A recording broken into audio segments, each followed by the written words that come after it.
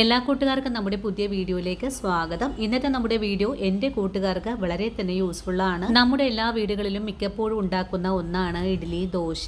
തിരക്ക് പിടിച്ച സമയങ്ങളിൽ നമുക്ക് ചട്നിയോ സാമ്പാറോ തയ്യാറാക്കി എടുക്കാനായിട്ട് വളരെ തന്നെ ബുദ്ധിമുട്ടായിരിക്കും. ആ സമയത്ത് ഇതുപോലൊരു ചട്നിപ്പൊടി തയ്യാറാക്കി വെക്കുവാണെങ്കിൽ ദോശയ്ക്കും ഇഡ്ഡലിക്കും മാത്രമല്ല ചൂട് ചോറിനൊപ്പം വിളമ്പാനും സൂപ്പറാണ്. ഇനി എണ്ണയുടെ ഉപയോഗം കുറയ്ക്കുന്ന എൻ്റെ കൂട്ടുകാർക്ക് നമ്മുടെ മക്കൾക്ക് വിദേശത്തേക്ക് കൊടുത്തുവിടാനും കുറെ നാളത്തേക്ക് ഒരു കേടുപാടും കൂടാതെ തയ്യാറാക്കി കൊടുക്കാൻ പറ്റിയ ഈ ഒരു നാളികേര ചട്നി എങ്ങനെയാണ് രുചികരമായിട്ട് തന്നെ ഉണ്ടാക്കിയെടുക്കുന്നതെന്ന് നമ്മുടെ വീഡിയോയിൽ കൂടെ നമുക്ക് കണ്ടു നോക്കാം.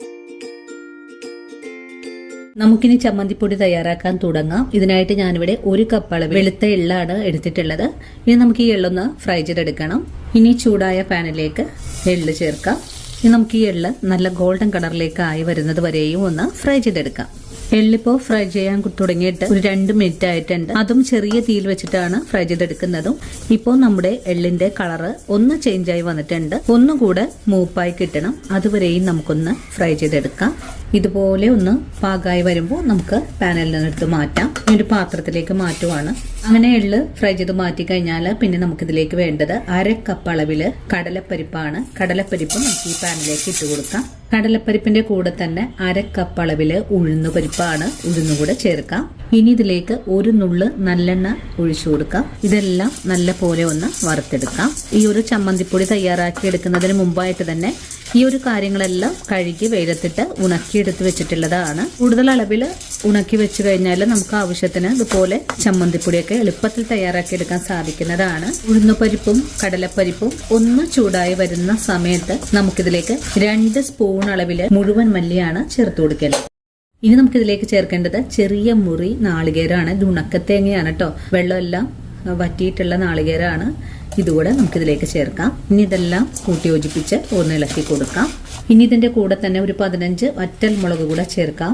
വറ്റൽ മുളകും കൂടി ചേർത്തിട്ട് വീണ്ടും ഇളക്കി കൊടുക്കാം. ഇത്രയും ചേരുവകളായാൽ പിന്നെ നമുക്കിതിലേക്ക് വേണ്ടത് ഒരു 1/4 ടീസ്പൂൺ അളവില് നല്ല ജീരകം കൂടിയാണ്. വീണ്ടും ഫ്രൈ ചെയ്തെടുക്കാം. ചേർക്കുന്ന ഓരോ കാര്യങ്ങളും അടിയിൽ പിടിക്കാതെ കരിഞ്ഞ് പോകാതിരിക്കാനും വേണ്ടിയിട്ടാണ് നമ്മൾ ഇതുപോലെ ഇളക്കി കൊടുക്കുന്നത്. ഇനി നമുക്കിതിലേക്ക് ഒരു പിടി കറിവേപ്പില കൂടെ ചേർത്ത് കൊടുക്കണം. കറിവേപ്പിലയും കൂടി ചേർത്തിട്ട് വീണ്ടും നല്ലോണം തന്നെ ഫ്രൈ ചെയ്തെടുക്കാം. ഇപ്പോൾ നമ്മുടെ ചേരുവകളെല്ലാം ഒന്ന് ചെറുതായിട്ട് മുരിഞ്ഞു തുടങ്ങിയിട്ടുണ്ട്. ഈ ഒരു സമയമാകുമ്പോൾ നമുക്കിതിലേക്ക് ഇതുപോലൊരു ചെറിയ വാളൻ പുളി കൂടെ നമുക്ക് ചേർക്കാം. പുളിയും കൂടി ചേർത്തിട്ട് വീണ്ടും നല്ലോണം വറുത്തെടുക്കാം. ഇനി ആവശ്യത്തിനുള്ള കല്ലുപ്പാണ് ചേർക്കേണ്ടത്. നിങ്ങൾക്ക് ഇതിലേക്ക് കല്ലുപ്പിന് പകരമായിട്ട് ഉപ്പുപൊടിയും ചേർത്ത് കൊടുക്കാവുന്നതാണ്. വീണ്ടും ഇതെല്ലാം കൂട്ടിച്ചേർത്ത് ഒന്ന് ഇളക്കി കൊടുക്കാം. ഇതെല്ലാം നല്ലപോലെ മൂപ്പായി വരുമ്പോൾ നല്ല കിലുകിലുകിലാന്നുള്ള സുരൻ കേൾക്കും. ഇനിയിപ്പോൾ അധികമൊന്നും ഫ്രൈ ചെയ്തെടുക്കേണ്ട ആവശ്യമൊന്നും തന്നെ ഇല്ല. ഇപ്പോൾ നല്ല മണമൊക്കെ വന്നു തുടങ്ങിയിട്ടുണ്ട്. ഇതെല്ലാം നല്ലപോലെ മൂത്തും തുടങ്ങിയിട്ടുണ്ട്. ഇനി നമുക്ക് ഫ്ലെയിം ഒന്ന് കുറച്ച് തന്നെ വെച്ചിട്ട് ഇതിലേക്ക് കുറച്ച് കാശ്മീരി മുളക് പൊടിയും മഞ്ഞൾപ്പൊടിയും ചേർക്കണം. ഈ ഒരു ചമ്മന്തിപ്പൊടിക്ക് നല്ലൊരു കളറൊക്കെ കിട്ടുന്നതിന് വേണ്ടിയിട്ടാണ്. നിങ്ങളുടെ കൈവശം കാശ്മീരി മുളക് ഉണ്ടെങ്കിൽ ഈ മുളക് ഫ്രൈ ചെയ്തെടുക്കുന്ന സമയത്ത് ചേർക്കാവുന്നതാണ്. മഞ്ഞൾപ്പൊടി ഒരു നുള്ളളവിൽ ചേർക്കുന്നുണ്ട്. 1 സ്പൂൺ അളവിൽ തന്നെ കാശ്മീരി മുളക് പൊടിയും കൂടെ ചേർത്തിട്ടുണ്ട്. ഇതെല്ലാം കൂട്ടി യോജിപ്പിച്ച് ഒന്ന് ഇളക്കി കൊടുക്കാം.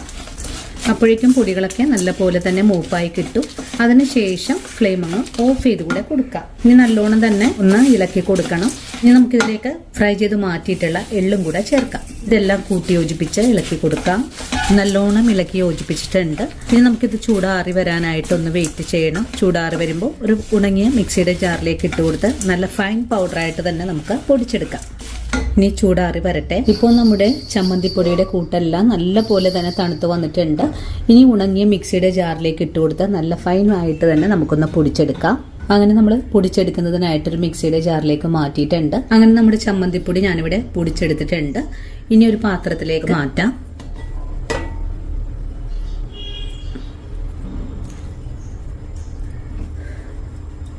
അങ്ങനെ നമ്മുടെ ചമ്മന്തിപ്പൊടി ഇവിടെ റെഡി ആയിട്ടുണ്ട്. നല്ല പോലെ തന്നെ നമുക്ക് പൊടിച്ചെടുക്കാനും സാധിച്ചിട്ടുണ്ട്. അപ്പോൾ ഇനി ചോറിന്റെ കൂടെയും അതുപോലെ ഇഡ്ഡലി, ദോശ എന്നിവയുടെ കൂടെ സെർവ് ചെയ്യാനും വളരെ സ്വാദാണ്. അപ്പോൾ നമ്മുടെ ചമ്മന്തിപ്പൊടി ഇവിടെ റെഡി ആയിട്ടുണ്ട്. ഇനിയിപ്പോൾ ഇതിന്റെ ചൂട് ആറിയതിന് ശേഷം നമുക്കൊരു ചില്ല് കുപ്പിയിലേക്ക് ആക്കിയിട്ട് ഒന്ന് സൂക്ഷിക്കാൻ പറ്റുന്നതാണ്. അപ്പോൾ ഇന്നത്തെ നമ്മുടെ വീഡിയോയും ഇത്രയേ ഉള്ളൂ. ഇനി നല്ലൊരു വീഡിയോ ആയിട്ട് നാളെ കാണാം. അതുവരെയും ഒത്തിരി സ്നേഹത്തോടു കൂടി തന്നെ വീണ്ടും കാണാം.